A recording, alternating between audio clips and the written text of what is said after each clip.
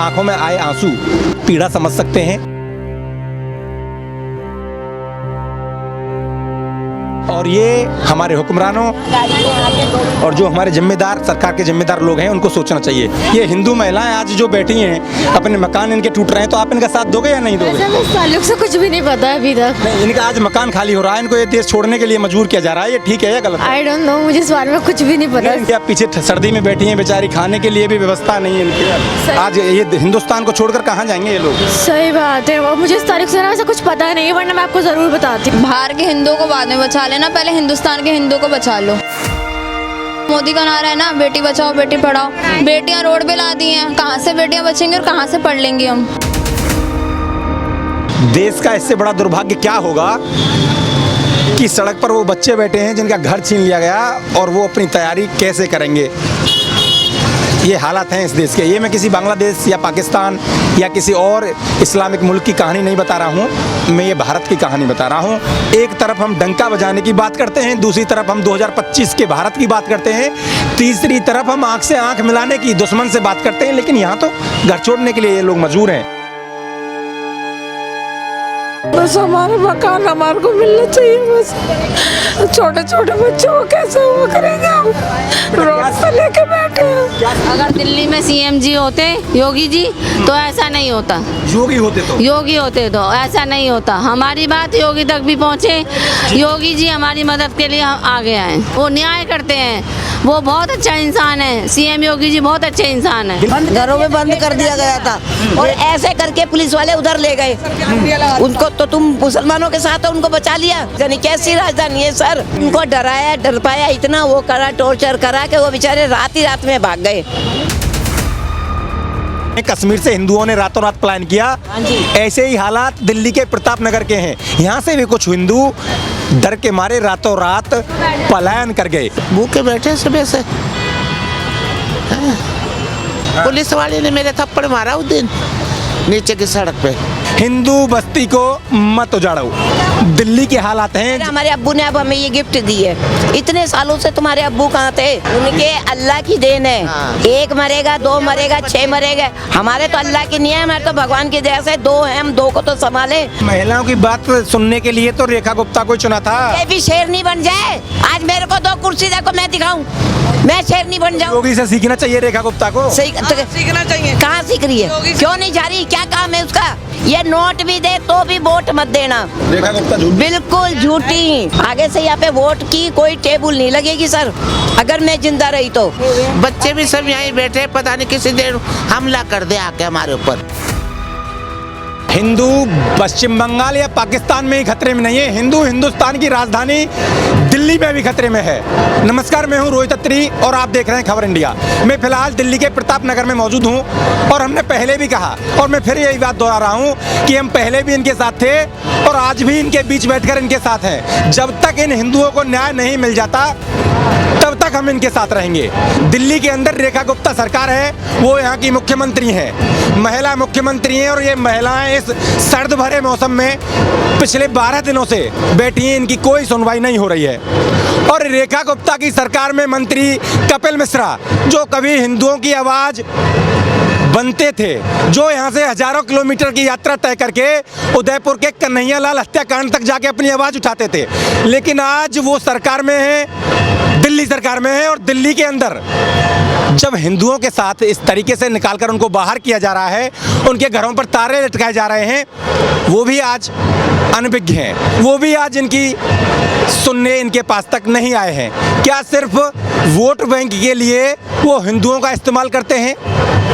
क्या सिर्फ मंत्री बनने के लिए हिंदुओं का इस्तेमाल करते हैं? जब जो हिंदू आपको सरकार में मंत्री बनाते हैं, नेता बनाते हैं, तो क्या उनकी सुरक्षा,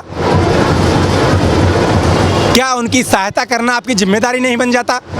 इस तरीके के तमाम सवाल मेरे जहन में हैं। हम इनके साथ आज भी खड़े हैं, हमारी खबर इंडिया की टीम आज भी इनके साथ खड़ी है और जब तक इनको न्याय नहीं मिल जाता तब तक हम इनके साथ खड़े रहेंगे।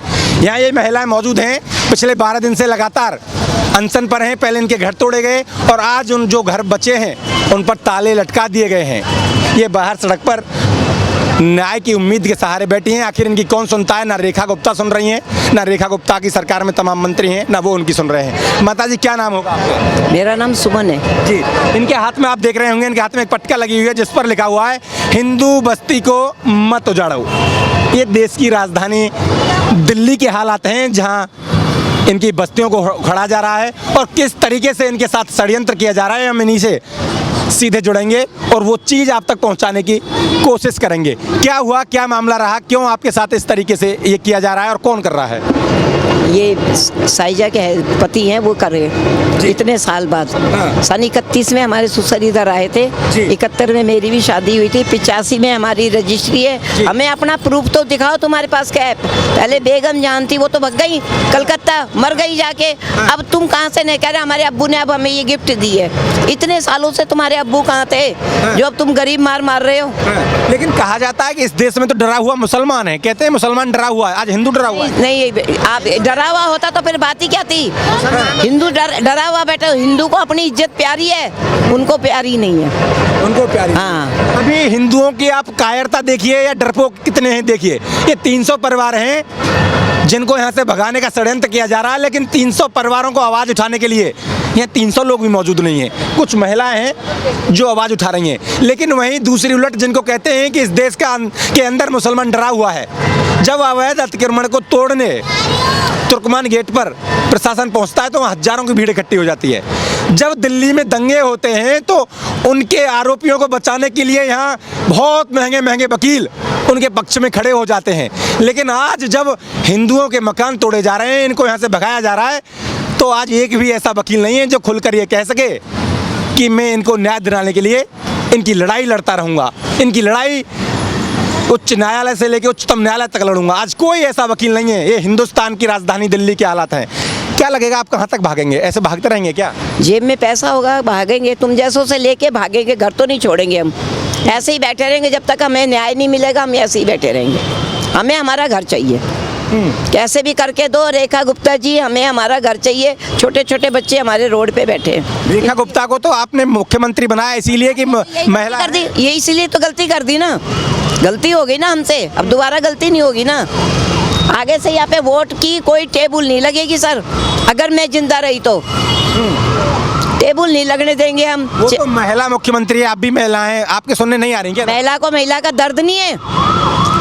आदमी कमाने जाएगा जब ही तो महिला खाएंगी। आज वो कल से काम पे थोड़ा सा जाने लगे तो हम महिला बैठे हैं ना, कैसे बैठे हुए देख रहे हो, कैसे कर को कोई दे जाता तो खा लेते। बच्चे भी काम धंधे पे नहीं जा रहे, बच्चे भी सब यहीं बैठे, पता नहीं किसी देर हमला कर दे आके हमारे ऊपर।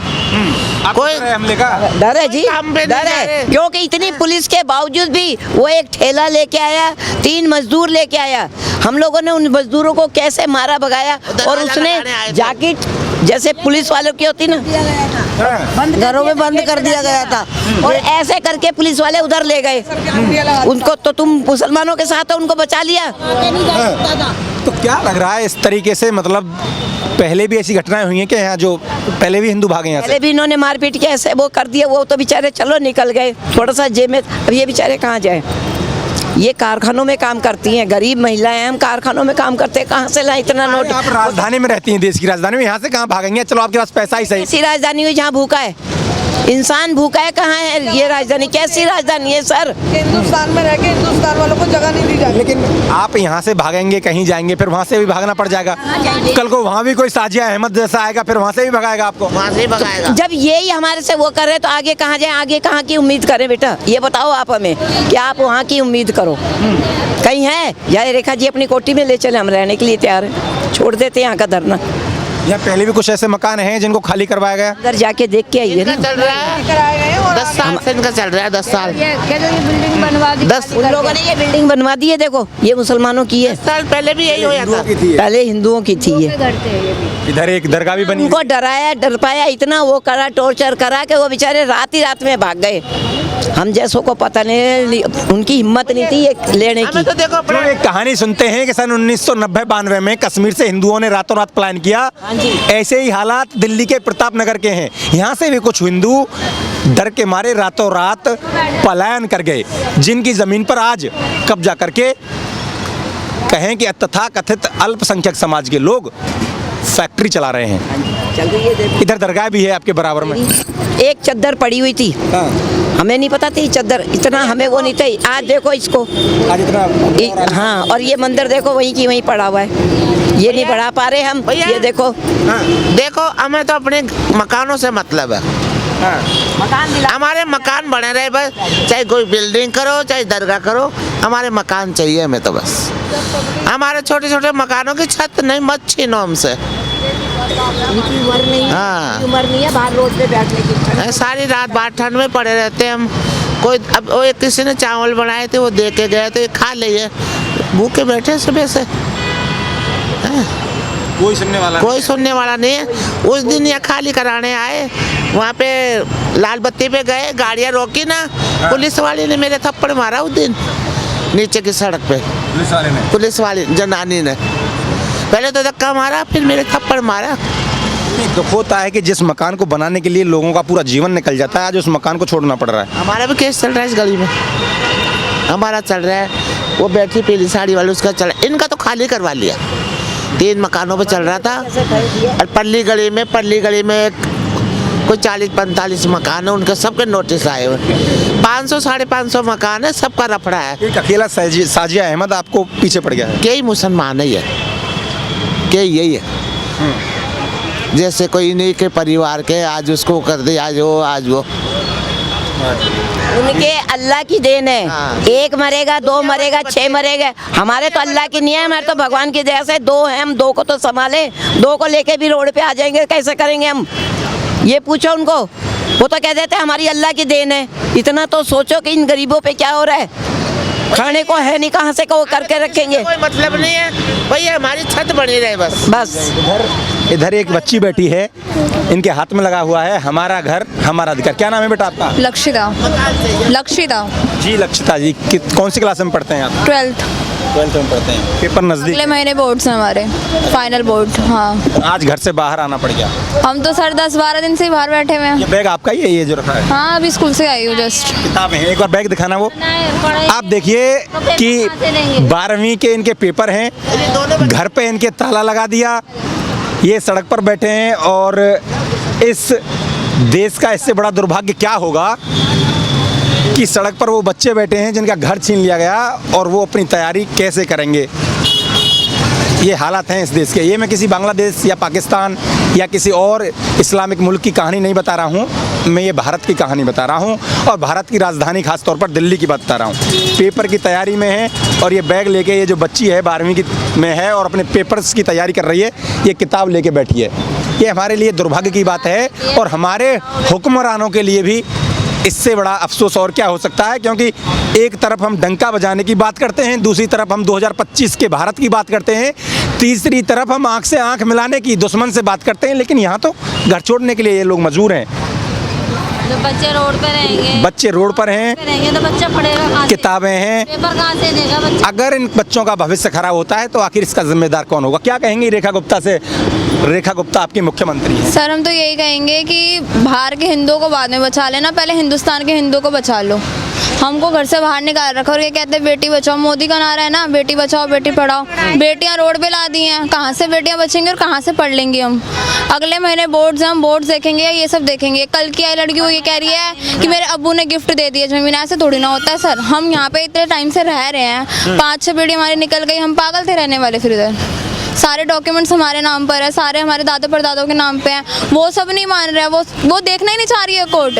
और वो कल क्या कह रही है कि मेरे अब्बू ने गिफ्ट दिया, तो उसके नाम का ताला भी लगवा दिया और हमें घर से बेघर कर दिया सबको।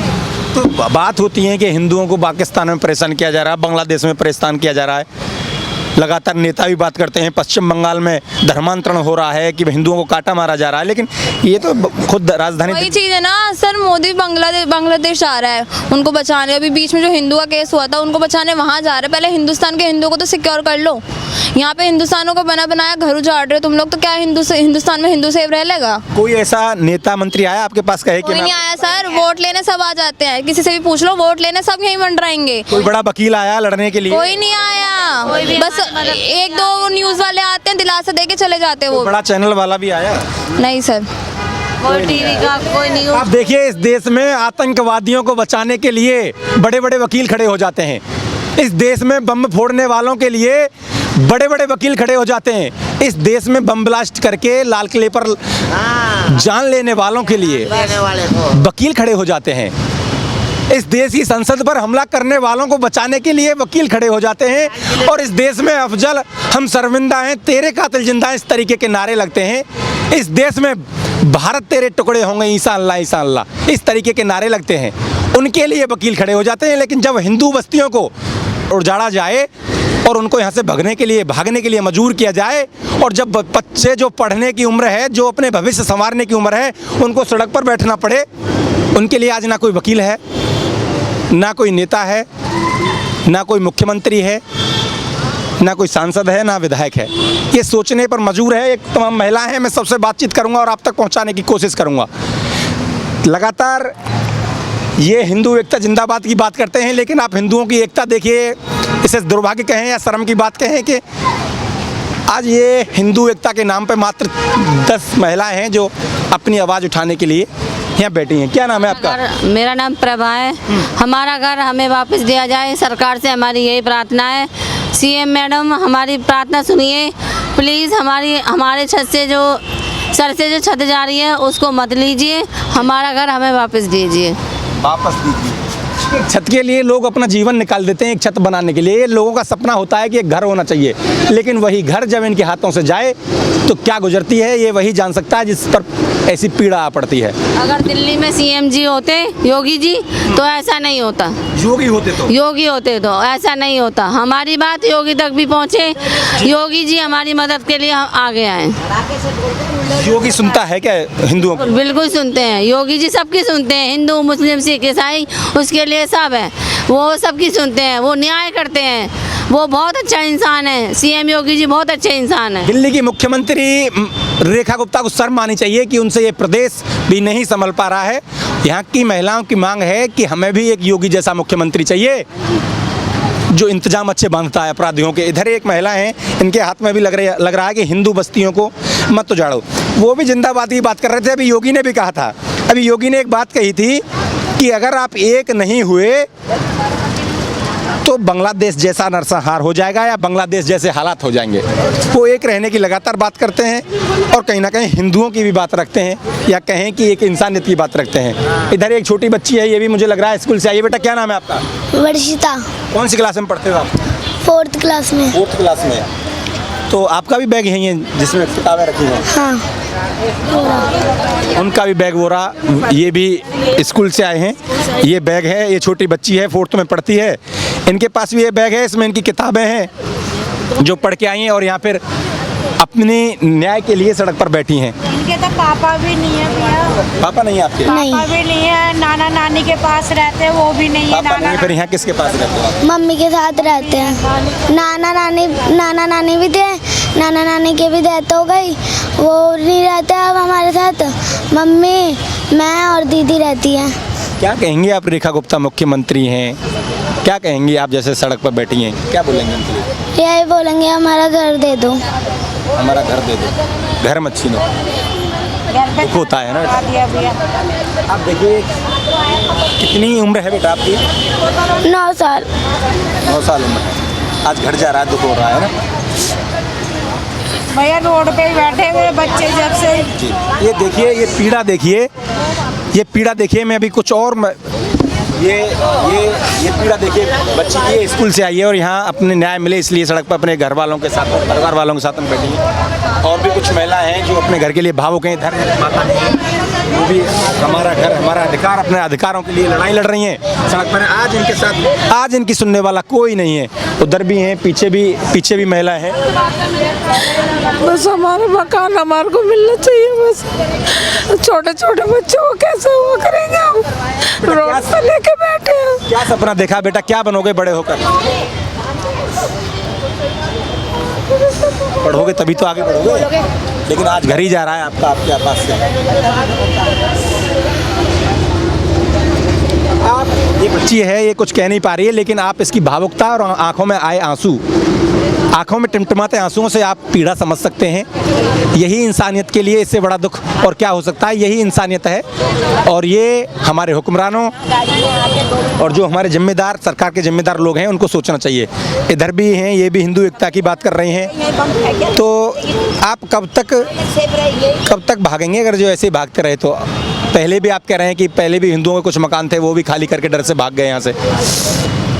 हमारी किस्मत में पता नहीं क्या लिखा है। बोल बोल के हमारा गला भी सूख गया। हम क्या कह रहे, कुछ लाल किला इंडिया गेट कुछ नहीं मांग रहे, बस हमारे घर की छत हमसे ना छीने। छोटे बच्चे हैं, इनको लेके कहाँ जाएंगे? इन बार जो समाज के लिए कुछ करते हैं वो सच में दिखते हैं। ऐसा ही यहाँ देखने को मिला कि योगी की जो कार्यशैली है काम करने की, उसकी धमक दिल्ली की, देश की राजधानी दिल्ली तक भी दिखाई पड़ रही है। इन लोगों को उम्मीद है कि अगर योगी जैसा मुख्यमंत्री दिल्ली के अंदर होते तो शायद ये हमें आज सड़क पर बैठना नहीं पड़ता। क्यों बेटा, योगी जैसा मुख्यमंत्री होते तो सड़क पर बैठना पड़ता आज आपको? नहीं बैठना पड़ता। दिल्ली उस टाइम शेर थी, दिल्ली में एक शेर था मदन लाल खुराना जी। जब दिल्ली पूरी सेफ थी, बंदे गलियों में सोते थे, लेडीजें भी सोती थी। आज अपने घर के अंदर 2-2 ताले लगा के सो रहे हैं, इतना खौफ हो गया है जब से वो दिल्ली का शेर नहीं करा। दिल्ली का शेर तो चलो वो चले गए, लेकिन दिल्ली वो भी तो शेर के साथ रह के खुद भी तो शेर नहीं बनना था। लेकिन महिलाओं की बात सुनने के लिए तो रेखा गुप्ता को चुना था। ये भी शेर नहीं बन जाए। आज मेरे को 2 कुर्सी देखो, मैं दिखाऊं, मैं शेर नहीं बन जाऊं। योगी से सीखना चाहिए रेखा गुप्ता को। सही सीखना चाहिए। कहाँ सीख रही है? क्यों नहीं जा रही? क्या काम है उसका? क्यों नहीं जा रही? देश के हिंदुओं की आवाज उठाते हैं, कहते हैं एक रहिए।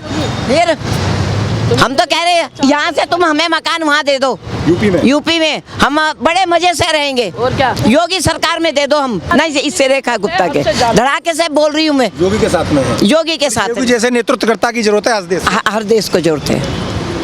योगी जैसी है वो नहीं ओवरकोट पहन लिया, गरम पहले, वो साधु संत है, पक्कड़ आदमी है। हमें ऐसे आदमी की जरूरत है, पक्कड़ आदमियों की जरूरत है जो धड़ाके से बोले। पब्लिक को देखे उसकी जरूरत है ना, पब्लिक को देखे, जो पब्लिक को देखे, जनता को देखे, उनके दुख दर्द को देखे, उनकी जरूरत है, ऐसों की जरूरत है। ये तो झूठी है, वोट ना इसको देना, ये नोट भी दे तो भी वोट मत देना, बिल्कुल झूठी। जी लड़की बैठी है, ये नाना नानी के मकान में रहती थी। ये दोनों बहन, बाप नहीं है इनके, दोनों के बाप नहीं है इनके। माँ रखती है, माई कमाती है, माई खिलाती है। अभी नाना नानी का मकान ही छीन कहती है, कहाँ जाएंगे? कौन से इनका भाई बैठा है, कौन सा इनके बाप बैठा है जो करेगा? वो बेचारी माँ कमाएगी या इनको देखेगी? ये हिंदू महिलाएं आज जो बैठी हैं, अपने मकान इनके टूट रहे हैं, तो आप इनका साथ दोगे या नहीं दोगे? इस ताल्लुक से कुछ भी नहीं पता अभी तक। नहीं, इनका आज मकान खाली हो रहा है, इनको ये देश छोड़ने के लिए मजबूर किया जा रहा है, ये ठीक है या गलत है? आई डोंट नो, मुझे इस बारे में कुछ भी नहीं पता। इंसानियत के नाते आप साथ देंगे? गलत है, सही। हाँ सही, देना चाहिए या नहीं देना चाहिए? सही है आपकी, बिल्कुल सही। आप बताइए मैडम। जी साथ देना चाहिए। जिस तरीके से सर्दी में ये महिलाएं जो आज बैठी हैं, तो इनको न्याय मिलना चाहिए नहीं? मिलना चाहिए, न्याय मिलना चाहिए। क्योंकि ये लोग कह रहे हैं कि जब मजार मस्जिद का निर्माण हुआ तो हमने इन लोगों का साथ दिया, आज लेकिन आज हमारे साथ कोई नहीं है। सही बात है, रहना चाहिए साथ। रहना चाहिए। आप पढ़ी लिखी युवा हैं, आप अगर जो बात ऐसी हो जाती है तो उसमें इंसानियत के नाते बोलने में बिल्कुल सही बात है आपकी, जस्ट लाइक। आज देखिए आप पीछे सर्दी में बैठी हैं बेचारी, खाने के लिए भी व्यवस्था नहीं है इनकी। आज ये हिंदुस्तान को छोड़कर कहाँ जाएंगे ये लोग? सही बात है। और मुझे इस तारीख से ना वैसे कुछ पता नहीं है, वरना मैं आपको ज़रूर बताती। अभी इसमें बारे में पता नहीं है। इंसानियत के नाते आपको पता दुख तो है, किसी का घर जाए किसी से तो इससे बड़ा जी जी बिल्कुल सही बात है, बिल्कुल सही बात है। साथ देना चाहिए, देना चाहिए साथ। ठीक है जी।